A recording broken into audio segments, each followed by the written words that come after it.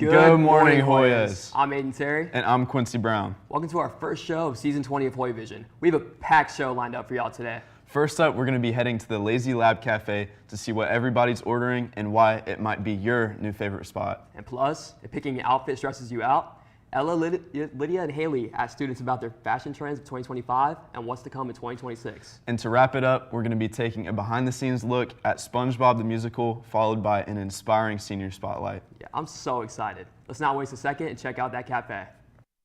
What's up, Hoyas? Today we're at Lazy Lab Cafe. Let's go check out what people's favorite parts about the cafe are and what their favorite drinks are. My favorite part about Lazy Lab would probably be the atmosphere, and I feel like the customer service is always really good. Obviously, the drinks are really good. My favorite drink is a large iced latte with oat milk and salted brown sugar syrup. My favorite part about working at Lazy Lab is probably my coworkers. I really love my coworkers. We all have a lot of fun here. I also really like the environment and the vibe. There's also some really great regulars that come in all the time that I really like. My favorite drink is probably just a iced white mocha with like toasted marshmallow cold foam. That was Lazy Lab Cafe in downtown Kennesaw. I'm Joe Hamilton with Hoya Vision reporting. That's definitely something I'm going to try out. That atmosphere is immaculate. I know, right? Not to mention the customer service. I know I'd find myself at those fire pits just because of how cold it's been recently. Aiden, we all know your caffeine-loving self would stay in that coffee line. Honestly, yeah. But hey, if I'm going to be standing in that line, though, I need an outfit that fits the vibe. Exactly. Lucky for you, we've got some fashion inspo from our Hoyas next up. Let's see if our outfits can stack up. Hey Hoyas! With 2025 in the past, there's lots of things we can look back on, especially the fashion. Let's talk to some of our students about their favorite trends of 2025 and what they're expecting in 2026. My favorite fashion trend of 2025 is the fry boots, the cute little mustard yellow boots that go like knee-high. I think they're so chic, and I love how they look with all of the seasonal color palettes. One fashion trend that was my favorite from 2025 is probably like the quarter zip coming back. It was the fake fur little hoods. I love that they came back from the 2000s. It was so cute. I loved seeing them, especially the Hollister ones. They were super cute. My favorite fashion trend of 2025 would probably be just layering with like lace and multiple layers like sweaters and sweater vests and things like that. Probably my favorite. 2026, my fashion predictions, I think like baby tees have already been a big thing, but those ones from like Justice when we were kids, the little pineapples with sunglasses, I think the really fun and girly ones are going to be back full force, especially with the high rise of 2016 fashion coming back. My fashion predictions for 2026, this is a little bit out there, but I think crop tops for guys are going to come back. I've seen some videos. I think that apple bottom jeans are going to come back. More lace and like a continuation of layering with like different pairs of like tights and layers like underlayers, tank tops, sweatshirts, and things like that. Wow, I can't wait to see how those 2026 expectations are lived out. We'll see you there. Bye, Hoyas.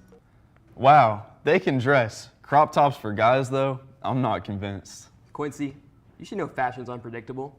Like that pineapple shirt they mentioned. Kind of reminds me of something under the sea. Me too. Let's take a look at Leah and Jaden's adventure under the sea at SpongeBob the Musical. Hey Hoyas, I'm Leah Walters, and today we're taking a deep dive to Bikini Bottom to get a sneak peek of the upcoming spring musical, SpongeBob. So much goes on behind the scenes, and today we're going to take a look at every aspect that goes into making a show. Of course, the musical wouldn't be complete without SpongeBob herself. Isabel Hagini plays SpongeBob, and let's hear what she has to say about getting into character as our favorite SquarePants sponge. Well, I kind of just sing the opening from like all the TikToks and stuff, and it kind of gets me in that placement that I need to be in. And I also just try to keep myself really peppy and excited and keeping my energy levels high. That kind of helps me get into character. That's amazing, thank you so much. What so many people don't know is how big of a role the technical department plays in a show. When you add props, lights, and sound, the whole picture comes together. Yazzie Hanna, co-head of the lighting department, shares the creativity and fun that goes into the lighting of a show. I really like the amount of creativity that comes with it and that Miss Lindsay gives us, because like it's all tech is like pretty much all student driven, and it's really cool. it is so colorful and whimsical and so cool. And it's not just like the cartoon where you don't learn anything. There are messages. And yeah. Hopefully, this look behind the scenes taught you more about what goes into creating a show and made you curious about SpongeBob the Musical. To see the finished product, come see the show on April 23rd through 25th. I'm sure the cast and crew would love to see you there. For Hoya Vision, I'm Leah Walters, reporting. Man, I never knew how much work went into a musical like that. For real, shout out to the team that's bringing SpongeBob to life. They're going to be running a show April 23rd through the 25th. Be sure to check it out. And you know, Aiden, it feels great to finally be back for our final semester as seniors. I agree. It's crazy 4 years have gone by just like that. And with graduation right around the corner, it's the perfect time to look at the people who've made their mark on this school. One senior who's done just that is Emma Praiser. Here's a closer look at her story.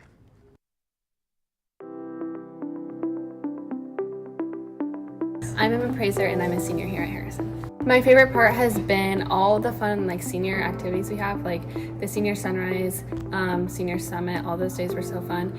And then I also just love that I've been able to be with my friends in all my classes. We have a lot of year-long classes, and so our schedules have been sort of forced together, and so we get to have a lot of our classes together.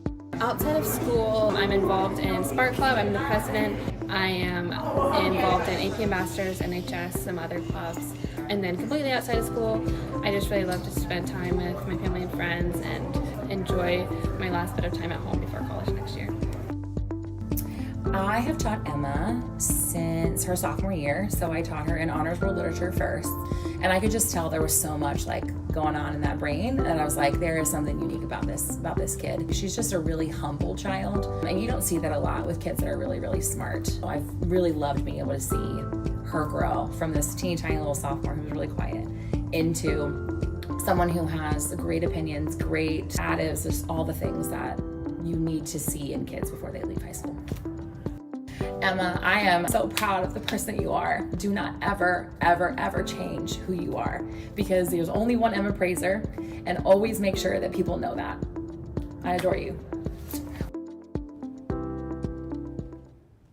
Thank you. Well, that about wraps up our very first show for the spring semester, and I wish y'all an amazing day. Be sure to follow us on Instagram and TikTok at Hoya.broadcasting, and keep on the lookout for more episodes of Hoya Vision, HSPN, and Hoyas on Air, which you can find on Apple Music, Spotify, or anywhere you find your favorite podcasts. Make sure to tune in this Friday for our next show. For now, I'm Aiden Terry. And I'm Quincy Brown. Bye, Bye Hoyas.